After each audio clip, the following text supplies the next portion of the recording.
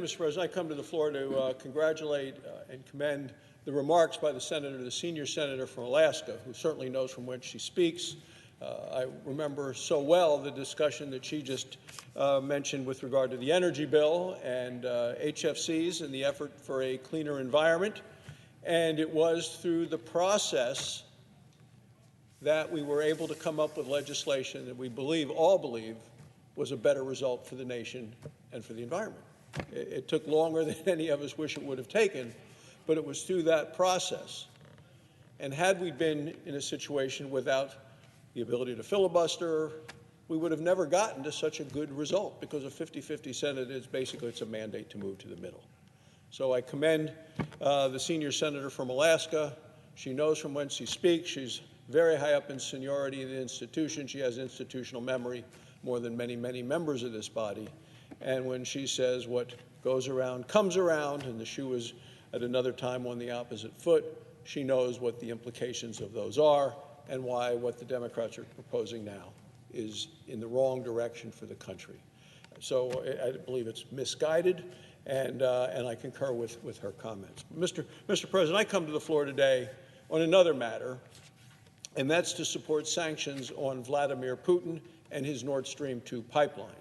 This body will be voting on that very issue in the next day or so, and I am urging my colleagues to support S-3436, which is known as Protecting Europe's Energy Security Implementation Act. Let me just explain why this is so important, Mr. President. And it's important because right now Vladimir Putin has mobilized close to 100,000 troops near the border with Ukraine. They are nearly encircling the country of Ukraine. Our intelligence community has warned of a potential Russian invasion of Ukraine in the next month or so. So why is this happening? Well, Vladimir Putin has always wanted to control and dominate Ukraine. This is nothing new. He invaded in 2014. He illegally annexed Crimea and continues to occupy Crimea today.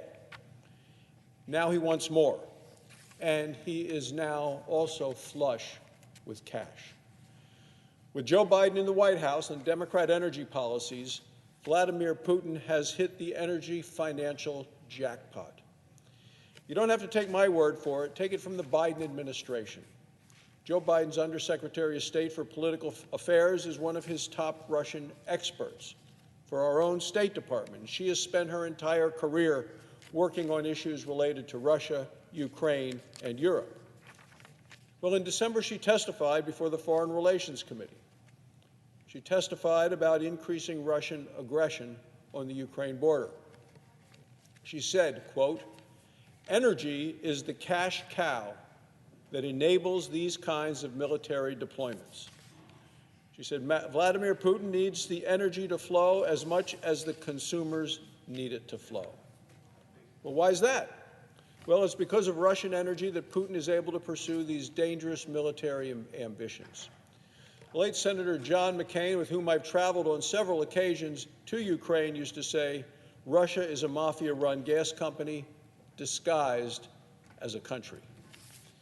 Energy is the only successful sector of the Russian economy. Natural gas is what's propping up the Russian military and the entire Putin regime. Vladimir Putin uses energy as a geopolitical weapon, and he knows how to use it. He uses energy to coerce and to manipulate our allies and our partners in Europe. If they don't do something that Putin wants, or they do something that he doesn't like, he can turn off the power and turn off the heat. We just saw an example of this in November when Russia threatened to cut off gas flows to the small and neighboring country of Moldova. Moldova had to declare a state of emergency. Well, under Joe Biden's energy policies, Europe will soon be in a state of energy emergency as well. That's because Europe already gets almost half of its gas imports from Russia. With the Nord Stream 2 pipeline from Russia to Germany, the imports will only need to go up, and they will go up. Undersecretary Victoria Nuland told the Senate Foreign Relations Committee, quote, "We have been counseling Europe for almost a decade now to reduce its dependence on Russian energy. A decade. A decade includes the administrations of both President Trump and President Obama. Yet Joe Biden has done everything he can to cripple American energy production. What happens with that? Well, it makes our allies more dependent on Russia for energy. It gives more power to Putin. Under Joe Biden, American energy production hasn't really recovered yet to the 2019 levels. This is a direct result of the anti-American energy policies of this White House. On his first day in office, Joe Biden killed the Keystone XL pipeline. He then blocked new oil and gas leases on federal lands. We're now producing 1.4 million fewer barrels of oil each day than we were before the pandemic. We are in the U.S. now using more oil imported from Russia than we are using oil from our own home state of Alaska. It's a natural national disgrace to be dependent more upon Russia for oil than we are from our neighboring state of Alaska. Joe Biden's national security advisor even pleaded with Russia to produce more oil. Hard to believe. Hard to believe that the national security advisor for Joe Biden in the White House would plead with Russia to produce more oil. Well, the administration actually put the Russian energy request on the White House website.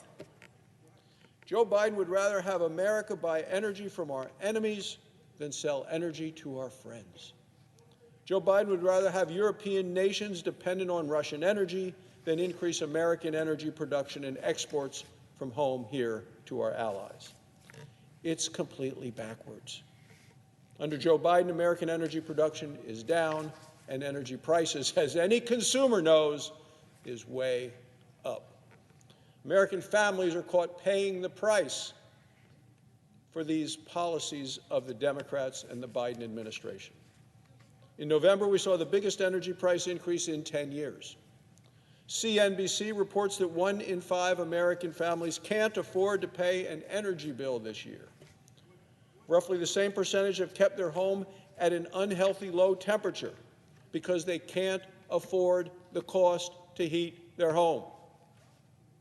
People who traveled for Christmas just faced some of the highest Christmas Day gasoline prices in history.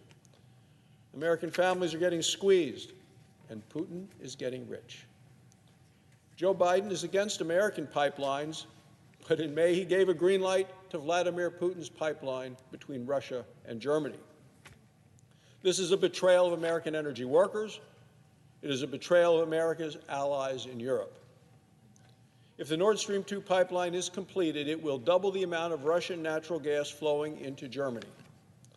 Putin will be able to manipulate the price and the availability of energy to European nations in the middle of winter. He'll be able to hold half of Europe hostage. Stopping this pipeline should be an area of bipartisan agreement in this body. In fact, it was an area of bipartisan agreement until Joe Biden became president. Even Joe Biden said that he was against the pipeline, well, until he was for it. Many Democrats voted for the sanctions against the pipeline on more than one occasion. But when Joe Biden flip-flopped, so did they. Senate Democrats now are running interference for Joe Biden. Look, Democrats just spent 4 years talking about Russia, Russia, Russia, obsessed with Russia. Spent 4 years going on TV, spreading conspiracy theories, all of which were false. Yet now the Democrat caucus is attempting to protect the Kremlin's greatest geopolitical weapon. For the Democrat Party, this is a return to tradition. Democrats were soft on Russia during the Cold War, soft on Russia under the Obama administration. Hillary Clinton gave the Russians a big red reset button. President Obama was caught in a high microphone moment telling the Russian president at the time that he'd have more flexibility. He said, "Tell Vladimir I'll have more flexibility after I'm reelected." Democrats talk tough. They did under the last administration, that is, but now we're back to the old Democrat playbook. This is the kind of Washington, D.C. partisanship the American people hate.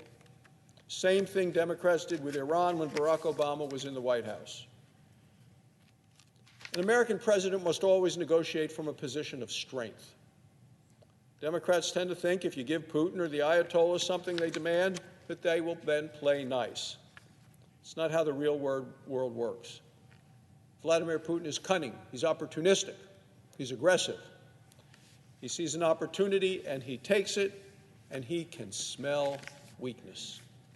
He respects strength, not statements. The Nord Stream 2 pipeline from Russia to Germany will be an enormous transfer of wealth from our allies to our enemy. It will make our allies weaker, and of course it will make Vladimir Putin stronger. When Putin gets stronger, he gets even more aggressive. History should not be kind to those who gifted Putin a pipeline, pointed like a gun into the heart of Europe. This vote to support sanctions on the Nord Stream 2 pipeline is our chance to undo a great mistake. It may also be our chance to prevent an even greater mistake. Thank you, Mr. President. I yield the floor.